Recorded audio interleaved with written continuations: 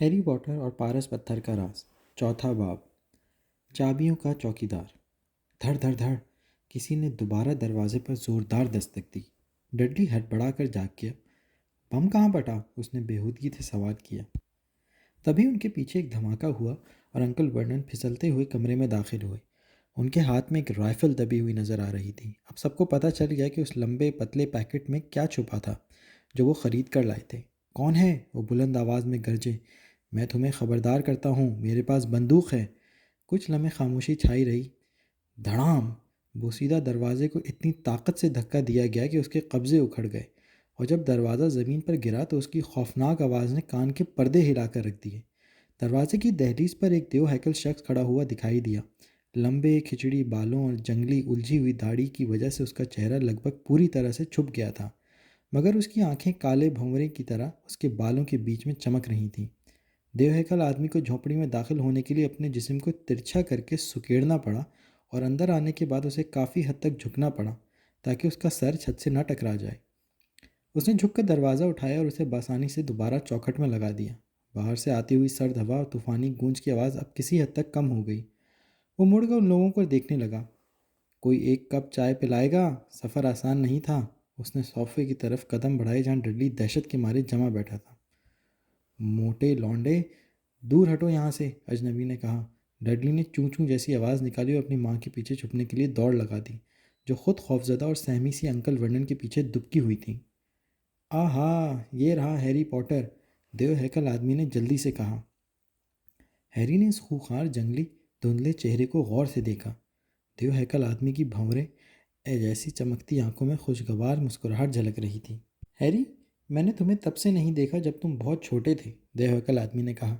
तुम काफ़ी हद तक अपने डैडी की तरह हो, मगर तुम्हारी आंखें बिल्कुल तुम्हारी माँ जैसी हैं। इसी लम्हे अंकल वर्नन के मुंह से एक खरखराती हुई गर्राहट जैसी आवाज़ बरामद हुई। मैं तुम्हें कह ही देता हूँ कि यहाँ से फ़ौरन चले जाओ। तुम ज़बरदस्ती अंदर घुस आए हो, जो किसी शरीफ आदमी को बिल्कुल जेब नहीं देता, अंकल वर्नन ने गुस्से से गरजते हुए कहा। मुंह बंद रखो डर्सली जरदालू, देवक्कल आदमी ने तंज़िया अंदाज में कहा।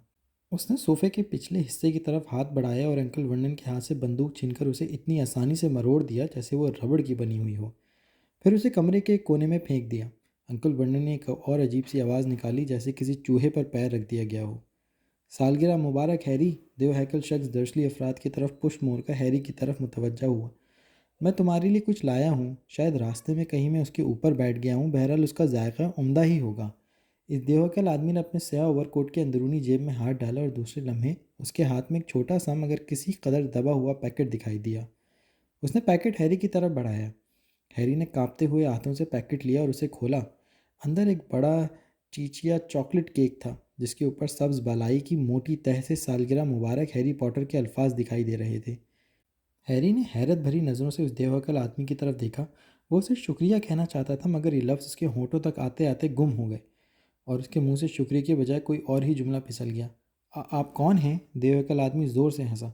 सही बात है, मुझे पहले अपना तारुफ कराना चाहिए था। मेरा नाम है रूबियस हैग्रिड और मैं हॉगवर्ट की चाबियों और मैदानों का चौकीदार हूँ। फिर उसने अपना भारी भरकम जिन्नाती हाथ आगे बढ़ाया। हाथ मिलाते वक्त उसने हैरी का बाजू हिलाकर रख दिया। तो चाय के बारे में तुम्हारा क्या ख्याल है? उसने दोनों हाथ मलते हुए कहा। वैसे अगर तुम्हारे पास कोई ज़्यादा ज़ोरदार चीज़ हो तो मैं उसके लिए भी मना नहीं करूँगा। उसकी नज़रें खाली अंगीठी पर पड़ी, जिसमें सिकुड़े हुए चिप्स के पैकेट दिखाई दे रहे थे। उसने नाक मुंह सुकेड़ी, फिर वो अंगीठी पर झुका। वो लोग ये नहीं देख पाए कि उसने क्या किया, मगर जब वो एक लम्हे बाद वहाँ से हटा तो वहाँ पर आग के तेज शोले भड़क रहे थे। आग की वजह से नम आलू झोपड़ी में लहराती हुई रोशनियाँ भर गईं और हैरी को ऐसे महसूस हुआ जैसे वो गर्म पानी के टब में बैठ गया हो। देवहैकल आदमी एक बार फिर सोफे पर बैठ गया, जो उसके वजन से दबा जा रहा था। वो अपने कोट की जेबों से ढेर सारा सामान निकालने लगा।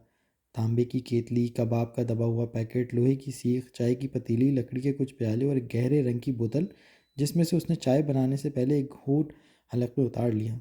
जल्दी भुनते हुए कबाबों की आवाज़ और दिलकश खुशबू पूरे झोपड़ी में फैल गई। जब वो देवकर शख्स अपने काम में मसरूफ़ था तो सब लोग खामोशी से उसे टिकटिकी लगाकर देखते रहे। जो ही उसने 6 मोटे खुशनुमा हल्के सुर्ख भुने हुए कबाबों की सीख निकाली तो डडली थोड़ा झटपटाया। अंकल वर्नन ने तेज़ी से उसे मुतनब्बे किया। डडली, इसकी दी हुई कोई चीज़ मत छूना। फ़िलहाल तुम्हारे इस मोटे लौंडे बेटे को मज़ीद मोटा करने का मेरा कोई इरादा नहीं। डर्सली, तुम ख्वामख्वा परेशानी मत उठाओ। देवहकल आदमी ने चहकते हुए टहूका लगाया। उसने हैरी को कबाब दिए जो इतना भूखा था कि उसे लगा जैसे उसने इतनी लजीज चीज़ पहले कभी खाई ही ना थी, मगर अब भी वो अपनी आंखें उस देवहकल आदमी पर से हटा नहीं पा रहा था। आखिरकार जब किसी ने कुछ नहीं बताया तो उसने कहा, माफ़ कीजिए, मैं अब भी सचमुच नहीं जानता कि आप कौन हैं।" देवहकल आदमी ने चाय का एक घूंट भरा और हथेली की पुष्ट से अपना मुंह पोंछा।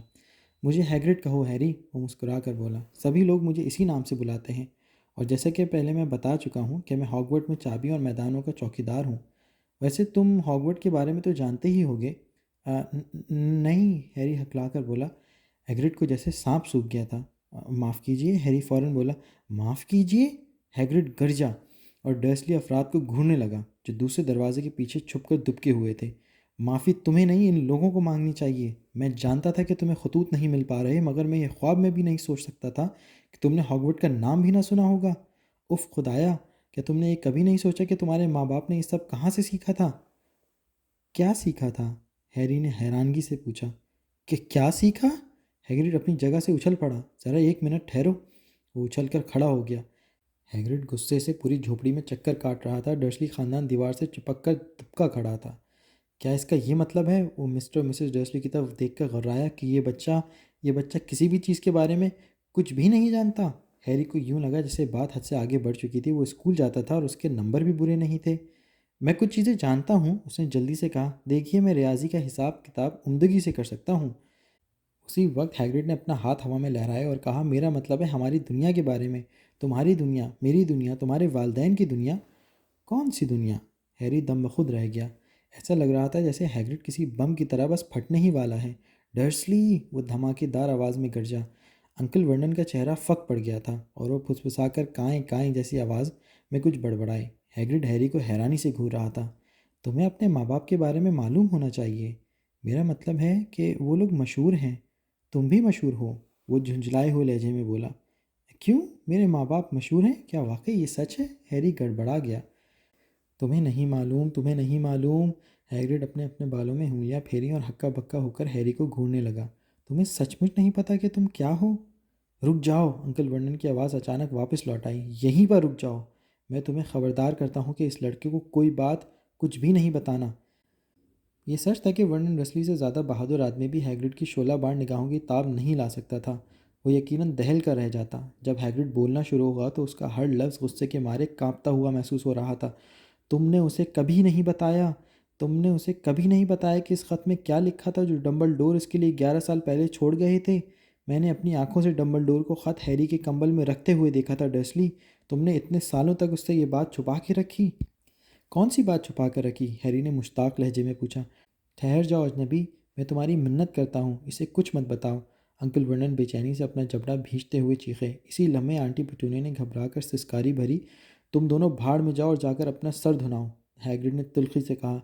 "तुम एक जादूगर हो हैरी।" झोंपड़ी के अंदर गहरी खामोशी छा गई। सिर्फ समंदर और सीटी बजाती हवा की आवाज़ें सुनाई दे रही थीं।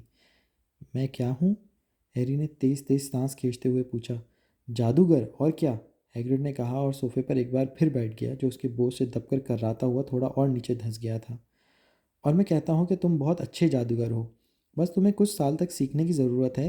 तुम जिन माँ बाप के बेटे हो उनका बेटा और क्या हो सकता है, और मुझे लगता है कि अब वक्त आ चुका है कि तुम अपना ख़त पढ़ लो।" हैरी ने अपना हाथ आगे बढ़ाया और आखिरकार इस पीले लिफाफे को अपनी गिरफ्त में ले लिया जिस पर हैरी सब स्याही में उसका पता लिखा हुआ था। मिस्टर एच पॉटर, फर्श पे सोया हुआ, चटानी जजीरे की झोपड़ी, समंदर। उसने ख़त लिफाफे से बाहर निकाला और पढ़ने लगा। हॉगवर्ड स्कूल बराए जादूगरी व पुरस्कार उलूम, हेडमास्टर डम्बलडोर, मार्लिन का सरबरा, दर्जा अव्वल अजीम सयाह, जादूगर का सरबरा, सुप्रीम मकमूब, बैनुल अक़वामी मुत्तहदा जादू नगरी। डियर मिस्टर पॉटर, हमें आपको ये इत्तला देते हुए मुसर्रत हो रही है कि आपको हॉगवर्ड स्कूल बराए जादूगरी व पुरस्कार उलूम में दाखिले के लिए मुंतखब कर लिया गया है। पढ़ाई के लिए ज़रूरी कुतुब और दीगर सामान की फ़हरिस्त इस ख़त के हमरा भेजी गई हैं। स्कूल 1 सितंबर से शुरू होगा। हम 31 जुलाई तक आपके उल्लू का इंतज़ार करेंगे। मुखलिस इत्तला दहिंदा, Munawwarah McGonagall, deputy headmaster. Harry के दिमाग में पटाखों की तरह कई सवाल फूट रहे थे और अब वो ये फैसला नहीं कर पा रहा था कि पहले कौन सा सवाल पूछा जाए। "वो मेरे उल्लू का इंतज़ार करेंगे, इसका क्या मतलब हुआ?" कुछ मिनटों की खामोशी के बाद वो अटक अटक कर बोला। "ओह, मेरी तो अकल पर पत्थर पड़ गए, मुझे याद आ गया है," हैग्रिड ने खुद को कोसते हुए कहा। उसने अपने माथे पर इतनी ज़ोर से हथेली मारी थी कि उससे कोई घोड़ा गाड़ी पलट सकती थी। उसके बाद उसने अपने देव हैकल ओवरकोट के अंदर की दूसरी जेब में से एक उल्लू निकाला। एक असली और ज़िंदा उल्लू, थोड़ा परेशान दिखाई देने वाला उल्लू। एक लंबा कलम और एक सादा चुरमई कागज़ भी जेब से बरामद किया। अपनी दांतों में ज़बान दबाकर उसने एक ख़त लिखा। हैरी इसके बिल्कुल पहलू में खड़ा था और वो लिखी जाने वाली तहरीर को पढ़ रहा था। डियर मिस्टर डम्बलडोर, हैरी को उसका ख़त पहुंचा दिया गया है। मैं कल इसका सामान ख़रीदने के लिए इसे साथ ले जा रहा हूँ। मौसम काफ़ी हद तक भयानक और ख़राब है। उम्मीद है कि आप खैरियत से होंगे। हैग्रिड। हैग्रिड ने ख़त मोड़ा और तह लगाई और उसे उल्लू को पकड़ा दिया, जिसे उसने अपनी चोंच में दबा लिया। उसके बाद हैग्रिड दरवाजे की तरफ गया और उल्लू को तूफ़ानी अंधेरे में बाहर उछाल दिया। फिर वो वापस आया और दोबारा सोफे पर बैठ गया, जैसे ये करना उतना ही आसान हो जैसे फ़ोन पर बात करना। हैरी को ध्यान आया कि उसका मुंह खुला हुआ है और उसे उसे फ़ौरन बंद कर लेना चाहिए। हम कहाँ थे? हैग्रिड ने पूछा, मगर उसी वक्त अंकल वर्नन आग की रोशनी में आगे आए। उनका चेहरा राख जैसा हो रहा था। वो बहुत नाराज़ दिखाई दे रहे थे। वो नहीं जाएगा, उन्होंने फैसलाकुन अंदाज में कहा। मैं देखना चाहूँगा कि तुम जैसा फरबा मगल इसे कैसे रोकता है, हैग्रिड गिड़गिड़ा कर बोला। क्या? हैरी ने दिलचस्पी से पूछा। मगल, हैग्रिड ने दोहराया, जो जादू ना जानता हो। हम लोग जादू ना जानने वाले लोगों को इसी नाम से पुकारते हैं, और ये तुम्हारी बदकिस्मती है कि तुमने दुनिया के सबसे खुदगर्ज मगल ख़ानदान में परवरिश पाई है। जब हमने इसे अपने घर में पनाह दी थी तो कसम खाई थी कि हम ये बकवास बंद कर देंगे, अंकल वर्नन ने ओसैली लहजे में कहा। हमने कसम खाई थी कि हम इसके अंदर से सारे कचरे को बाहर निकाल देंगे। हूँ, जादूगर। आपको मालूम था? हैरी ने सटपटा कर पूछा। आपको पता था कि मैं जादूगर हूँ? पता था? आंटी पेटोनिया अचानक चीख कर बोली। हाँ, पता था, बिल्कुल पता था। तुम जादूगर कैसे नहीं होते, क्योंकि मेरी पागल बहन भी तो यही थी। उसे भी इसी तरह का ख़त मिला था और वो उसी स्कूल में चली गई थी। गर्मियों की छुट्टियों में जब वो घर आती थी तो उसकी जेब में मेंढक के बच्चे भरे हुए होते थे और वो चाय के कप को चूहे में बदलती रहती थी। मैं ही अकेली ऐसी थी जो उसकी असलियत जानती थी। वो दीवानी हो गई थी। लेकिन मेरे माँ बाप तो खुशी से फूले नहीं समाते थे। अरे नहीं, हमारी लिली तो ये थी, हमारी लिली तो वो थी। उन लोगों का फ़ख्र था कि उनके घर में भी एक जादूगरनी थी। वो एक लंबा सांस लेने के लिए रुकी और फिर बोलने लगी। ऐसा लग रहा था जैसे वो सालों से ये भड़ास निकालना चाहती हूँ।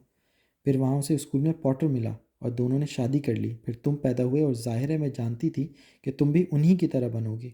इतने ही अजीब, इतने ही पागल। और फिर एक धमाके में उनकी जान चली गई और तुम हमारे पल्ले पड़ गए। हैरी का चेहरा बिल्कुल सफ़ेद पड़ गया था। जैसे उसकी बोलने की ताकत बहाल हुई तो उसने कहा, धमाके में? मगर आपने मुझे बताया था कि वो कार एक्सीडेंट में जहाँ बहक हो गए थे। Car accident? हैग्रिड धाड़ते हुए घबराया। वो तैश के आला में सोफे से इस कदर ऊंचा उछला था कि दर्शली खानदान अपने कोने में और पीछे खिसक गया था। लिली और जेम्स पॉटर कार एक्सीडेंट में कैसे मर सकते थे? ये बकवास है, सरासर झूठ है। हैरी पॉटर अपनी खुद की कहानी नहीं जानता, जबकि हमारी दुनिया का एक एक बच्चा इसके नाम जानता है। मगर क्यों, ऐसा क्या हुआ था? हैरी ने जल्दी से पूछा। हैग्रिड के चेहरे से गुस्सा गायब हो गया। वो अचानक परेशान सा दिखाई देने लगा। मुझे इस बात की कतई उम्मीद नहीं थी, उसने धीमी और परेशान आवाज़ में कहा। जब डम्बलडोर ने मुझे कहा था कि तुम्हें लाने में दिक्कत हो सकती है तो मुझे ये अंदाज़ा हरगिज़ नहीं था कि तुम्हें कुछ भी पता ना होगा। वैसे हैरी, मुझे मालूम नहीं कि तुम्हें बताने के लिए मैं सही आदमी हूँ या नहीं, लेकिन किसी ना किसी को तो बताना ही पड़ेगा। बगैर ये जाने तुम हॉगवर्ड कैसे जा सकते हो? उसने नफ़रत अंगेज़ निगाहों से दर्शली ख़ानदान को घूरा। फ़िलवक्त अच्छा यही होगा कि तुम उतना ही जान लो कि जितना मैं तुम्हें बता सकता हूँ, लेकिन ध्यान से सुनना। मैं तुम्हें सब कुछ नहीं बता सकता, ये एक बहुत बड़ा राज है। मैं तुम्हें सिर्फ कुछ बातें ही बता सकता हूँ। वो दोबारा सोफे पर बैठ गया और कुछ लम्हों तक आग की तरफ देखते रहने के बाद गोया हुआ। मुझे लगता है कि बात शुरू होती है उस जादूगर से जिसका नाम था, लेकिन यकीन नहीं होता कि तुम उसका नाम नहीं जानते, जबकि हमारी दुनिया में हर कोई उसका नाम जानता है। कौन? हैरी ने पूछा। देखो, अगर हमारा बस चलता तो हम उसका नाम कभी अपनी ज़बान पर नहीं लाते। कोई भी उसका नाम लेना पसंद नहीं करता। हैग्रिड उलझे हुए लहजे में बोला। मगर कौन? हैरी झुंझला कर बोला। पत्थर बना देने वाली आँख हैरी। लोग अब भी डरे हुए हैं। उफ खुदाया, इस बात को समझाना कितना मुश्किल है। देखो, वो एक ऐसा जादूगर था जो गलत रास्ते पर चला गया, और वो इस रास्ते पर बहुत आगे पहुंच गया। उससे भी बुरा, बुरे से बुरा। उसका नाम था। हैग्रिड ने मुंह खोला, मगर अल्फाज बाहर नहीं निकल पाए। आप लिख कर बता दो, हैरी ने उसकी मुश्किल आसान करना चाहिए। नहीं, मुझे उसके नाम के हिज्जे करने नहीं आते। ठीक है, इसका नाम वोल्डेमॉर्ट है। हैग्रिड को कपकपी छूट गई थी। अब दोबारा मुझसे उसका नाम मत कहलवाना हैरी। बहरहाल, ये जादूगर आज से करीब 20 साल पहले वो दूसरे जादूगरों को अपने शैतानी ग्रोह में शामिल कर रहा था। कई जादूगर उसकी शैतानी मजलिस का हिस्सा बन गए। कुछ तो डरे हुए थे, कुछ उसकी ताकत में थोड़ा सा हिस्सा पाना चाहते थे, क्योंकि वो अपने आप को ताकतवर बना चुका था। वो बहुत बुरे दिन थे हैरी। किस पर भरोसा करें और किस पर भरोसा ना करें। अजनबी जादूगरों या जादूगरनियों से दोस्ती करने की हिम्मत नहीं होती थी। भयानक हादसात रोनुमा होने लगे। वो सरहद के साथ बढ़ते जा रहे थे। जाहिर है कुछ लोग उसके खिलाफ मैदान में उतर आए और शैतान जादूगर ने उन्हें अपनी शैतानी क़ुव्वतों से भयानक तरीके से भस्म कर डाला। हॉगवर्ड ही इकलौती ऐसी जगह थी जहाँ उसका ख़तरा नहीं था। मुझे लगता है कि डम्बलडोर ही अकेले ऐसे जादूगर थे जिनसे तुम जानते हो कौन डरता था। स्कूल पर कब्ज़ा जमाने की उसकी हिम्मत नहीं थी, कम से कम उस वक्त तो नहीं थी। अब जहाँ तक मैं जानता हूँ तुम्हारे माँ बाप बहुत अच्छे और नेक जादूगर थे। अपने स्कूल के दिनों में वो हॉगवर्ड में हेड बॉय और हेड गर्ल थे। ये राज है कि तुम जानते हो कौन ने उन्हें अपनी तरफ मिलाने की इससे पहले कोशिश क्यों नहीं की। शायद वो जानता था कि वो डंबलडोर के इतने करीब थे कि शैतानी जादू की तरफ कभी नहीं आएंगे। या शायद उसने सोचा हो कि वो उन्हें राज़ी कर लेगा, या फिर शायद वो सिर्फ उन्हें अपने रास्ते से हटाना चाहता था। मैं तो बस इतना ही जानता हूँ कि वो 10 साल पहले हैलोवीन के दिन इस गांव में गया जहाँ तुम्हारे वालदैन रहते थे। तब तुम सिर्फ 1 साल के थे। वो तुम्हारे घर गया था और हैग्रिड ने अचानक एक बहुत गंदा बदबूदार रुमाल निकाला और इतनी ज़ोर से नाक छिनकी जैसे किसी ने खबरदार कर देने वाला गौंजीला बगल बजाया हो। माफ़ करना। हैग्रिड हैरी की तरफ मुतवज्जा हुआ। ये बहुत अजियतनाक कहानी है। मैं तुम्हारे वालदैन को बहुत अच्छी तरह से जानता था और उनसे अच्छे लोग दुनिया में नहीं मिल सकते। खैर, तुम जानते हो कौन ने उन्हें मार डाला। और दर हकीकत हैरानी की बात यह है कि उसने तुम्हें भी मारने की कोशिश की। मुझे लगता है कि वह तुम्हारे पूरे ख़ानदान को ख़त्म कर देना चाहता था। यह शायद उसे तब तक दूसरों की जान लेने में मज़ा आने लगा था। वो ऐसा नहीं कर सका। कभी तुमने सोचा है कि तुम्हारे माथे पर एक अजीब सा निशान कैसे आया? ये कोई मामूली खराश नहीं है हैरी। ऐसा ज़ख्म हमेशा इस वक्त नमूदार होता है जब कोई शैतान किसी को इंतहाई ज़बरदस्त और लानती जादुई ज़र्ब लगाता है, जो ज़िंदगी को मौत से भी बदतर बना देती है। तुम्हारे माँ बाप और घर को तो उसने पहले ही मिटा दिया था, लेकिन इसका जादू तुम पर चल ही नहीं पाया हैरी। और इसीलिए तुम मशहूर हो। उसने जिन लोगों को मारने का फ़ैसला किया उनमें से एक भी ज़िंदा नहीं बचा। कोई भी ज़िंदा नहीं बचा सिवाय तुम्हारे। और उसने अपने ज़माने के बड़े बड़े जादूगरों को मार डाला था। मैकेन्स, बोन्स, प्रिवेट्स। तुम तो उस वक्त छोटे से बच्चे थे और फिर भी तुम जिंदा बच गए। हैरी के दिमाग में बहुत दर्दनाक ख्यालात आ रहे थे। जब हैग्रिड की कहानी ख़त्म हुई तो एक बार फिर हैरी ने सब्ज़ रोशनी की चक्का-चौंधी देखी और इसे वो पहले से भी ज़्यादा साफ दिखाई दी। अब उसे कुछ और भी याद आया। ज़िंदगी में पहली बार एक तेज़ सफ़ाक और सर्द हंसी। तबाह हो चुके एक घर में से मैं तुम्हें खुद निकाल कर लाया था डंबलडोर के कहने पर। फिर हम सब तुम्हें उन लोगों के पास लाए। हैग्रिड उसे दुख भरी निगाहों से देख रहा था। बकवास बहुत हो चुकी, अंकल वर्नन ने तेज़ लहजे में कहा। हैरी उनकी आवाज़ सुनकर उछल पड़ा। वो लगभग भूल ही चुका था कि डर्सली ख़ानदान भी वहीं पर था। हैरत अंगेज़ अंदाज में ऐसा लग रहा था जैसे अंकल वर्नन की हिम्मत वापस लौट आई थी। वो हैग्रिड को खा जाने वाली नज़रों से देख रहे थे और उनकी दोनों मुट्ठियाँ इतनी हुई थी। अब कान खोलकर सुन लो लड़के, उन्होंने गुस्से से कहा। मैं मानता हूँ कि तुम थोड़े अजीब हो, लेकिन शायद इतने अजीब नहीं कि जमकर पिटाई करने से तुम्हारा इलाज ना हो सके। और जहाँ तक तुम्हारे माँ बाप के बारे में कही बातों का सवाल है, तो ये सच है कि वो जादूगर थे। मैं इस बात से इनकार नहीं करता, मगर मुझे लगता है कि दुनिया उनके बिना ज़्यादा अच्छी तरह चल रही है। उन्हें वही मिला जो उन्हें मिलना चाहिए था। इन जादूगरों से घुलने मिलने का नतीजा यही होता है। मुझे ऐसी ही उम्मीद थी। हमेशा जानता था कि उनका अंजाम बुरा ही होगा। इसी लम्हे हैग्रिड सोफे से उछलकर उठ खड़ा हुआ और उसने अपने ओवरकोट के अंदर से एक टूटी फूटी गुलाबी रंग की छतरी निकाली और उसने अंकल वर्नन पर छतरी किसी तलवार की तरह तानते हुए वसीले लहजे में कहा। मैं तुम्हें खबरदार करता हूँ डर्सली, मैं तुम्हें खबरदार कर रहा हूँ कि उसके आगे तुमने एक लफ्ज़ भी मुँह से निकाला तो। उलझी हुई दाढ़ी वाले इस देवकल शख्स के हाथ में पकड़ी हुई छड़ी की नोक भाले की तरह दिखाई दे रही थी। जख्मी होने का अंदेशा पाकर अंकल वर्नन की हिम्मत एक बार फिर जवाब दी गई थी। वो दीवार के साथ पूरी तरह लग गए थे और उनके मुंह पर ताला पड़ चुका था। अब ठीक है, हैग्रिड ने सर हिलाते हुए कहा और गहरी सांस अंदर खींची। वो एक बार फिर सोफे पर बैठ गया और इस बार सोफ़ा इतना नीचे धंस गया कि फर्श से जा लगा। इस दौरान हैरी को बहुत सारे सवाल उससे पूछने थे जो उसके दिमाग पर चाबुक की तरह बरस रहे थे। लेकिन माफ़ करना, मेरा मतलब है कि तुम जानते हो कौन का क्या हुआ? अच्छा सवाल पूछा हैरी। गायब हो गया, ख़त्म हो गया, उसी रात को जिस रात उसने तुम्हें हलाक करने की कोशिश की थी। इस वजह से तुम और भी मशहूर हो गए। यही तो सबसे बड़ा राज है। देखो, वो शैतान ज़्यादा ख़तरनाक होता जा रहा था। फिर वो अचानक क्यों चला गया? कुछ लोग कहते हैं कि वो मर गया। मुझे लगता है कि ये महमूल सी बात है। मेरा नहीं ख्याल कि उसमें इतनी इंसानियत बाकी रह गई थी कि वो मर ही जाता। कुछ लोग कहते हैं कि वो अब भी कहीं पर छुपा हुआ है और अपना बुरा वक्त काट रहा है, लेकिन मुझे इस कया सराई पर भी यकीन नहीं है। जो उसके साथ मिले हुए थे अब वो वापस जादुई दुनिया में लौट आए हैं। कुछ तो जैसे लंबे अरसे तक बेहोश रहने के बाद होश में आए हों। जहाँ तक मेरा अंदाज़ा है कि अगर वो वापस आ रहा होता तो ये लोग कभी लौट कर वापस नहीं आते। हम में से ज़्यादातर लोगों का यही अंदाज़ा है कि वो अब भी कहीं पर मौजूद है, लेकिन उसकी तमाम शैतानी क़ुव्वतें भस्म हो चुकी हैं। वो इतना कमज़ोर हो गया है कि अब कुछ नहीं कर सकता, क्योंकि तुम्हारे पास कोई ऐसी चीज़ थी हैरी जिसने उसे ख़त्म कर डाला। इस रात को ऐसा कुछ हुआ था जिसकी उसे कोई तवक्को नहीं थी। मैं नहीं जानता कि वो क्या था, कोई भी नहीं जानता, मगर तुम्हारे अंदर कोई चीज़ थी जिसने उसकी धज्जियाँ उड़ा कर रख दी थी। हैग्रिड की आंखों में हैरी को मोहब्बत और इज़्ज़त अफ़ज़ाई की हिद्दत सुलगती हुई दिखाई दे रही थी, लेकिन उस पर हैरी खुशी और फ़ख्र जैसे जज्बात का इजहार करने के बजाय कुछ और ही सोच रहा था। कहीं ना कहीं कोई ना कोई भयानक गलती हुई है। जादूगर और वो, ये कैसे मुमकिन था? ज़िंदगी भर वो डडली से मार खाता रहा, आंटी पिटूनिया और अंकल वर्नन की दहशत में मुब्तला रहा। अगर वो सचमुच जादूगर ही होता तो जब वो लोग उसे अलमारी में बंद करते थे तो वो मस्सेदार मेंढक क्यों नहीं बन जाते थे? अगर उसने कभी दुनिया के सबसे बड़े जादूगर को शिकस्त फाश दी थी तो फिर डडली उसे हमेशा फुटबॉल की तरह ठोकरें क्यों कर मारता था?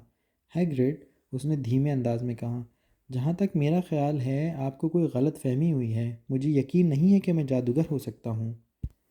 इसके चेहरे पर बेयकीनी सी फैली हुई थी। इसे ये देखकर मज़ीद हैरत हुई कि हैग्रिड बदस्तूर मुस्कुरा रहा था। तुम जादूगर नहीं हो? अच्छा, जब तुम नाराज़ या डरे हुए होते हो तो क्या कभी तुम्हारे साथ कुछ अजीब हादसात नहीं होते हैं? हैग्रिड ने पूछा। हैरी ने आग की तरफ देखा। अगर इस तरह से सोचा जाए तो हर वो अजीब चीज़ जिससे उसके अंकल और आंटी बुरी तरह नाराज़ हुए थे तभी रोनमा हुई थी जब हैरी या तो डरा हुआ था या फिर गुस्से के आलम में था। जब डिडली का गैंग उसका ताक़ुब कर रहा था तो न जाने कैसे वो नों की पहुँच से इतनी दूर चला गया। जब वो बेहुदा हजामत के बाद स्कूल जाने से डर रहा था तो उसके बाल खुद ब खुद बढ़ गए थे। और आखिरी बार जब डडली ने उसे घूंसा मारा था तो क्या उसने बदला नहीं लिया था? हालांकि उसे ये पता भी ना था कि वो ऐसा कर सकता था। क्या उसने उस पर अजदहा नहीं छोड़ दिया था? हैरी ने हैग्रिड की तरफ मुस्कुराते हुए देखा और हैग्रिड उसकी बदलती कैफियत पर पहले से ज़्यादा महजूज हो रहा था। उसका चेहरा मज़ीद चौड़ा दिखाई दे रहा था। देखो, हैग्रिड ने उसे मुखातिब किया, हैरी पॉटर जादूगर कैसे नहीं है? तुम ज़रा ठहरो तो सही, तुम हॉगवर्ट में मशहूर हो जाओगे। अंकल वर्नन भला मुदाफ़ियत के हार कैसे मान सकते थे? मैंने तुम्हें पहले ही बता दिया है कि वो नहीं जाएगा, उसने फुसफुसाते हुए कहा। वो स्टोन वॉल हाई स्कूल में पढ़ने जा रहा है और उसके लिए उसे हमारा एहसान मानना चाहिए। मैंने वो खतूत पढ़े हैं और उसे बहुत सी वाहियात अशिया भी चाहिए। जादू करतब की किताबें, जादुई छड़ी, और अगर वो जाना चाहता है तो तुम्हारे जैसे फरबा मगल भी उसे नहीं रोक सकते। हैग्रिड ने उसकी बात काटते हुए गर्रा कर कहा, लिली और जेम्स पॉटर का बेटा और हॉगवर्ड ना जाए? तुम यकीनन पागल हो गए हो। इसका नाम तो वहाँ उसी दिन दर्ज कर दिया गया था जब वो पैदा हुआ था। वो दुनिया में जादूगरी और पुरस्रार उलूम के सबसे अच्छे स्कूल में जाएगा। 7 साल वहाँ रहने के बाद वो खुद को पहचान भी नहीं पाएगा। वो अपनी तरह के बच्चों के साथ रहेगा जो यहाँ से बहुत अच्छे रहेंगे, और वो हॉगवर्ड के काबिल और फाइक हेडमास्टर एल्बस डम्बलडोर की निगरानी में जादू सीखेगा। इसे जादू के करतब और शोभे दिखाने के लिए मैं किसी संकी बूढ़े को एक चवन्नी भी नहीं दूंगा, अंकल वर्नन ने चीख कर ऐलान किया। लेकिन अब उन्होंने हद ही पार कर दी थी। हैग्रिड ने अपनी छतरी उठाई और उसके सर के ऊपर घुमाते हुए गरजती हुई आवाज़ में बोला, कभी भी मेरे सामने एल्बस डम्बलडोर की तौहीन मत करना डर्सली। हवा में झूलती हुई छतरी को खट से नीचे लाते हुए उसने उसकी नोक डडली की तरफ कर दी। एक अरगवानी रंग की तेज़ रोशनी चमकी, पटाखे जैसी आवाज़ हुई और एक तेज़ चीख सुनाई दी। अगले ही लम्हे डडली अपनी जगह नाचने लगा। उसके हाथ अपने मोटे कूल्हों पर थे और वो दर्द से बुलबुला रहा था। जब उसने उनकी तरफ कूल्हे मोड़े तो हैरी ने देखा कि कूल्हों में से पजामे को फाड़ती हुई एक बालिश लंबी नर्म और मुड़ी हुई दुम बाहर लटक रही थी। अंकल वर्नन ये देखकर दुहाई देने लगे। आंटी पेटूनिया चीखती चिल्लाती जल्दी से डडली को दूसरे कमरे में ले गईं, जिसकी चीखें अब भी झोपड़ी में गूंज रही थीं। अंकल वर्नन बमुश्किल अपना फरबा जिस्म धकेलते हुए दरवाजे की तरफ लपके। उन्होंने दरवाजे की चौखट पर ठहरकर आखिरी मर्तबा मुड़कर दहशत भरी निगाहों से हैग्रिड को देखा और फिर ज़ोरदार आवाज़ के साथ दरवाज़ा बंद कर दिया। हैग्रिड ने अपनी छतरी की तरफ देखा और अपनी दाढ़ी थपथपाई। हैरी, खुद को गुस्से की रौ में बहने से हरदम बचाना चाहिए, उसने ताज्जुब भरे अंदाज में कहा, मगर बसा औकात ऐसा करना आदमी के बस से बाहर हो जाता है।